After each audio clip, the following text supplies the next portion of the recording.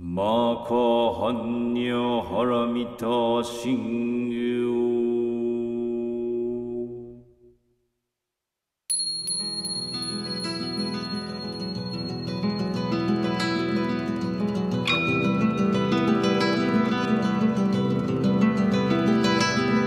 Tashi Télé, que tous vos vœux, les meilleurs, se réalisent.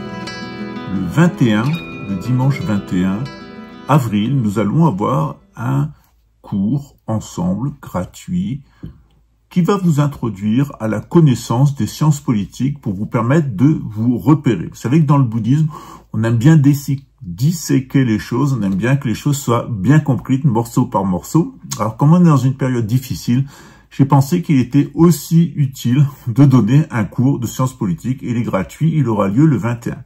Le 28 avril, on a un nouveau cours assez extraordinaire et je vous conseille de le prendre parce qu'on va étudier la gnose d'un point de vue totalement neutre. On va voir d'un côté la gnose chrétienne et de l'autre côté la gnose bouddhique. Et on va voir comment ces deux gnoses, elles sont le côté pile et le côté face d'une même volonté de vous sauver et de vous faire atteindre l'éveil, la réalisation et la délivrance avec deux méthodes. Une méthode active, celle du bouddhisme, une méthode passive, celle du christianisme, puisque Jésus a fait le job pour vous. On verra ça, c'est le 28 avril, c'est un cours payant. Vous pouvez vous y inscrire dès aujourd'hui, il y a encore 3 places. Ensuite, le 8 mai, c'est aussi un cours complètement gratuit, mais avec une initiation spirituelle. Le cours précédent dure 3 mois et donnera aussi lieu à une initiation. Le 8 mai, on se retrouvera pour un cours de Tummo Solang. C'est l'équivalent du Reiki, en mieux. Le Reiki, c'est une technique qui a été découverte par Mikao Usui au Japon, à partir de textes bouddhiques, mais évidemment, il le dit lui-même, cette technique, elle existe sur toute la surface de la planète. C'est même un pouvoir de bien-être et de guérison qui est inhérent à tous les êtres. Mikao Usui, lui, en a fait l'expérience après une pratique intensive du zen, et il l'a offert à des millions de pratiquants dans le monde. Et là, cette technique, elle s'est beaucoup altérée. L'initiation en elle-même est bonne, l'imposition des mains est bonne aussi, mais tout l'accompagnement psychologique est très mauvais puisqu'il est fait référence au New Age et au lieu d'avoir des influences authentiquement spirituelles, on a véritablement parlé dans le Reiki New Age occidental des influences sataniques et lucifériennes avec des entités dont les personnes souvent n'arrivent pas à se débarrasser et des phénomènes de schizophrénie, c'est-à-dire l'esprit est complètement troublé et ce partage est frappé. Il y a beaucoup de frappés dans le Reiki New Age. Au Tibet, on a quelque chose d'équivalent qui s'appelle le Tummo, qui est l'art de la chaleur interne. C'est un des yogas de Naropa.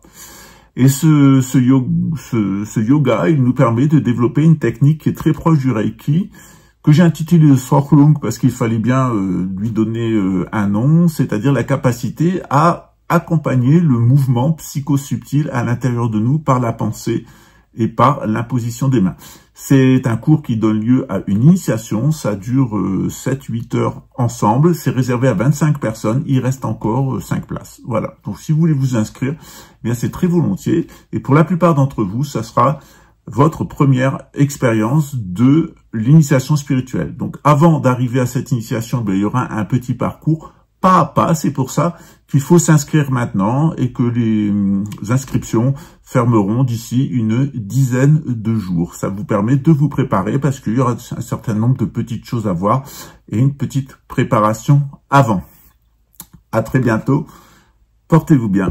Tashi Delek. En attendant, un petit voyage au Japon puisqu'on parlera évidemment aussi de Mikao Usui en même temps que nous parlerons de cette tradition du Tummo et de Naropa au Tibet, évidemment, puisque ça me concerne de près, de Patrul Rinpoche et de Shantideva.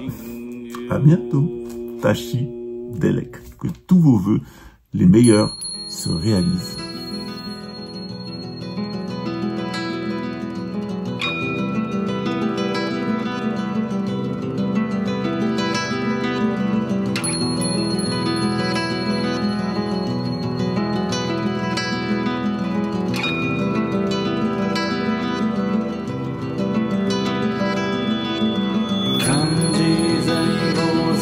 Yoji Hanya Haramita Ji